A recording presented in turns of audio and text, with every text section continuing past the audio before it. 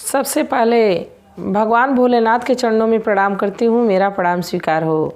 आदिशक्ति माँ भवानी गौरा के चरणों में प्रणाम करती हूँ, मेरा प्रणाम स्वीकार हो। सभी देवी देवताओं के चरणों में प्रणाम करती हूँ, मेरा प्रणाम स्वीकार हो।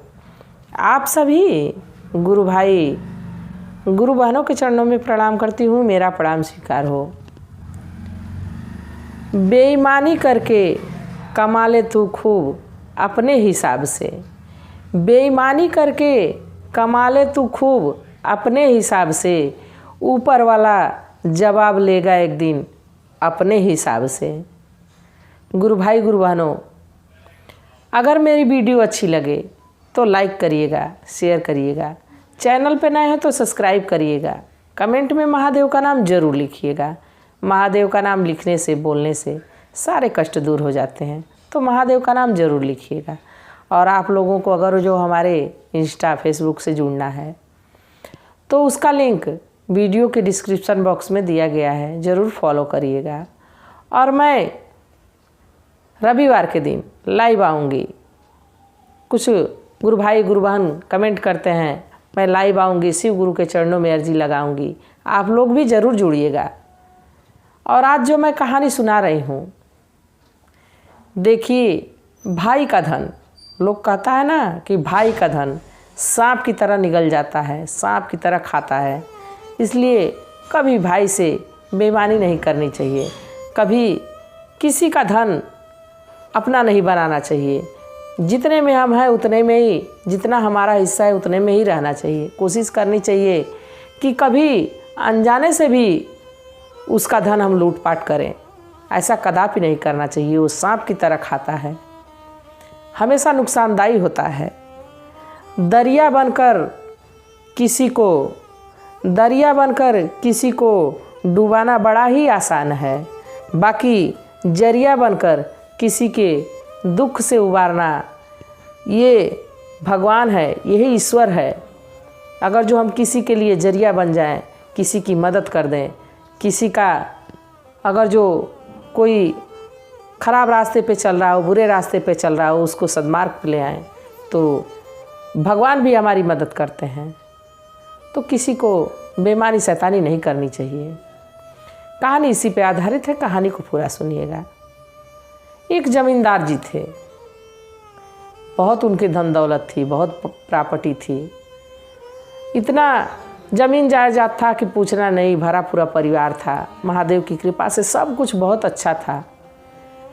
बाकी पूरा परिवार तो बड़ा सुख आनंद से रहता था, क्योंकि धन दौलत पूछना ही नहीं था।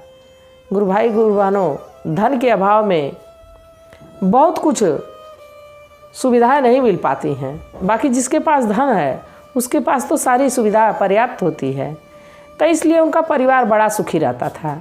बाकी जो जमींदार जी थे वो दुख से ग्रसित थे। उनको कुछ ऐसी बीमारी हो गई कि वो कुछ खा पी नहीं पाते थे ढंग से। सब कुछ रहते हुए उनके शरीर में कुछ खा लेते थे तो उनको परेशानी शुरू हो जाती थी।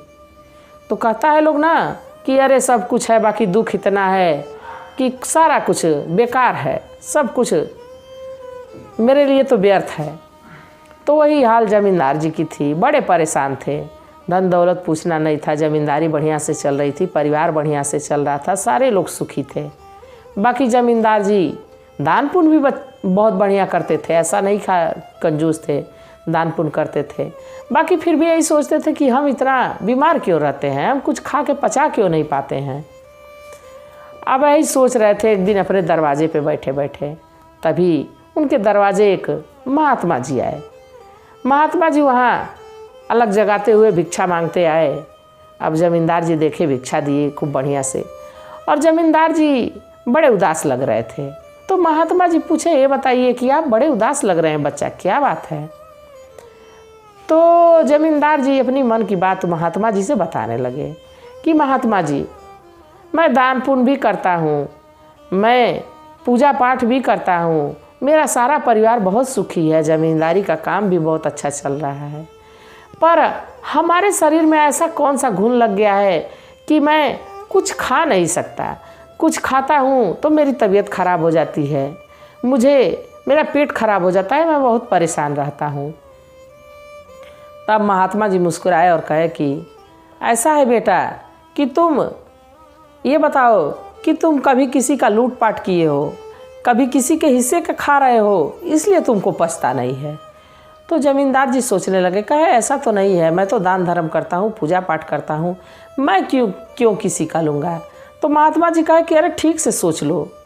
तो कहे कि हाँ, एक हमारा भाई था, जो हमारा भाई एक्सपायर कर गया और उसकी पत्नी अपने मायके में है, और उसके हिस्से का सारा ज़मीन जायदाद जितना धन है वो सब मेरे पास है। तो महात्मा जी कहे कि बस वही तुमको सांप की तरह खा रहा है, अपनी भौजाई का धन अपनी भौजाई को दे दो। तो जमींदार जी कहे कि ये बताइए महात्मा जी कि अगर जो भौजाई को दे दूंगा सारी ज़मीन जायदाद तो अपने भाइयों को दे देगी।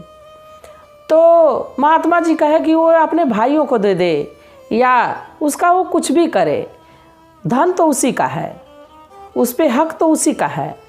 तो अगर जो तुम्हारा भाई रहता तो वो ज़मीन जायदाद उसके पास रहती। तो यही समझ के कि मेरा भाई जीवित है और अपने भौजाई को सारा उसका हिस्से का धन लौटा दो तो तुम ज़रूर ठीक हो जाओगे, महादेव की ज़रूर कृपा होगी। तो जमींदार जी सोचे कि ठीक है, ये भी करके देख लेता हूँ। महात्मा जी चले गए। अब जमींदार अपनी भौजाई को बुलवाए और बुलवा के 25% हिस्सा जो है अपने भौजाई को दे दिए। कुछ दिन के बाद थोड़ा उनको रिलैक्स महसूस होने लगा, थोड़ा कि हाँ थोड़ा तबीयत हमारी ठीक है। अब कुछ दिन के बाद फिर जब वो महात्मा जी जमींदार के यहाँ अलग जगाने लगे कि भिक्षाम दई। अब फिर जमींदार जी बाहर आए और उनको भोजन कराए, दाना पानी कराए और इसके बाद भिक्षा उनको दिए। और महात्मा जी कहे कि तब बच्चा आप ठीक हो ना। तो जमींदार जी कहे कि नहीं, क्या ठीक हूँ, अभी भी कुछ खा लेता हूँ तो मेरा पेट खराब हो जाता है, मैं बहुत परेशान रहता हूँ। अब तो भौजाई का उसका हिस्सा दे ही दिया हूँ। तो महात्मा जी मुस्कुराने लगे, कहे कि पूरा दे दिए, तुम उसका हिस्सा बराबर कर दिए। तो कहे कि हाँ दे दिया हूँ। तो महात्मा जी कहे कि सोच लो कि पूरा उसका हिस्सा दे दिए। तो जमींदार जी कहे कि नहीं, मैं उसमें से 25% दिया हूँ कि जब देना ही उसको दूसरे को है तो क्यों पूरा दे दूँ। तो महात्मा जी कहे कि नहीं बेटा, ऐसा नहीं करना चाहिए, तुम जितना उसका बनता है उतना उसको दे दो। जमींदार जी बात पे सोचे और कहे कि ठीक है महात्मा जी, और जितना अपने भौजाई का हिस्सा बनता था सब हिस्सा भौजाई को अपने दे दिए। पूरा 50-50 किए, आधा में अपना परिवार चलाने लगे, आधा अपने भाभी को दे दिए। अब धीरे धीरे समय बीतता रहा। जमींदार साहब इतना रिलैक्स महसूस करने लगे, तबीयत अपने आप ठीक होने लगी, सारे लोग खुश रहने लगे, उनकी भाभी भी बड़ी प्रसन्न हो गई। और जब भाभी अपने ससुराल में रहने लगी तो एक दिन जमींदार जी से कही कि देवर जी, इस ज़मीन जायदाद का मैं क्या करूँगी, ये सब आप ही लोगों का है और सब कुछ ये आपका है, इसलिए इसको भी आप ही संभालिए। मेरा क्या है, मेरे तो पति रहे नहीं, मेरी मिट्टी में मिट्टी मिल जाएगी और हमको जो मेरा होता है अंतिम समय तक आप लोग साथ दीजिएगा, आपके परिवार के साथ मैं रहना चाहती हूँ। तो जमींदार जी अपने भाभी में बहुत प्रसन्न हुए। तो खुशी के मारे, देखिए जब घर में खुशी रहती है तो दुख भी थोड़ा कम हो जाता है, और छोटा सा भी दुख रहता है, अगर जो खुशी नहीं रहती है तो दुख बहुत बड़ा लगता है। तो जमींदार साहब की भी तबीयत ठीक रहने लगी, भौजाई भी खुश हो गई, पूरा परिवार भी खुश हो गया, और जो धन संपत्ति थी वो सहमति से एक साथ एकजुट होकर सारे लोग रहने लगे। तो देखिए भाई का धन सांप की तरह खाता है। जब तक जमींदार साहब खुद लेके बैठे थे तब तक उनको चैन नहीं था, शरीर में आराम नहीं था। बाकी जैसे ही उनको बोझ अपना उतार दिए, अपना बोझ उतार दिए, भाभी का हिस्सा भाभी को दे दिए, अपना हिस्सा अपने ले लिए, तो बोझ उतर गया, अपने आप ठीक हो गए। तो ऐसा बोझ कभी नहीं लेना चाहिए, किसी का धन कभी नहीं लेना चाहिए। जब वो चीज़ हमको नुकसान करेगी तो क्यों लें। बाकी ये लोग, कुछ लोग समझ नहीं पाते हैं, सोचते हैं कि इतना धन रहेगा तो मेरे काम आएगा। कोई धन किसी के काम नहीं आता है, सब कुछ यही रह जाता है, हाँ, बाकी लोग कहते हैं ना कि खाली हाथ आए और खाली हाथ चले जाएंगे। कोई खाली हाथ नहीं जाता है गुरु भाई गुरु बहनों। हमारे अच्छे बुरे कर्म हमारे साथ जाते हैं। लोग कहता है ना खाली हाथ चले गए, ऐसा कदापि नहीं है। हम अगर जो अच्छा करेंगे तो हमको व्यक्ति अच्छा बनाएंगे, हम मर जाएंगे तब भी। हम बुरा करेंगे तो हमारे मर जाने के बाद भी हमारी बुराइयां रहेंगी। तो इसलिए अच्छे बुरे कर्म को लेके मनुष्य ऊपर जाता है। इसलिए बुराइयों से बचे, अच्छाइयों के राह पे चले। इसी के साथ कहानी कैसी थी ज़रूर बताइएगा। हर हर महादेव।